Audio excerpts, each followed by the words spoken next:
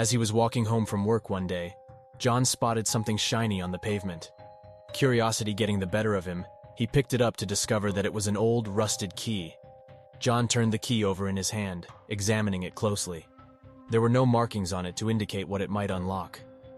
He wondered where it had come from, and how long it had been lying on the ground. He slipped the key into his pocket and continued on his way, but his mind kept returning to it. What was the purpose of a key without a lock? When John got home, he put the key on his desk and spent the evening pondering its significance.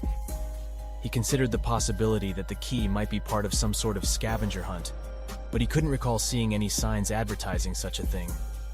Finally, John decided that he needed to find out more. The next day, he took the key to a locksmith to see if they could provide any insight. The locksmith examined the key and confirmed that it was quite old, possibly from the early 1900s. However, he was unable to identify what it might unlock. John left the locksmith shop feeling more intrigued than ever. He began scouring the internet for information about old keys and locks, hoping to find some clues. Days turned into weeks, and John became increasingly obsessed with the key.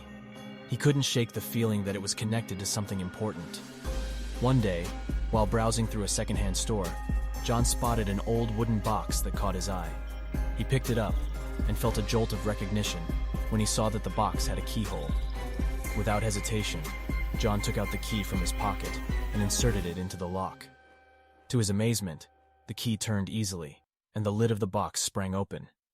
Inside, John found a collection of old photographs, letters, and other mementos from a family that had lived in the area a century ago. The key had been a cherished possession of the family and had been lost for decades.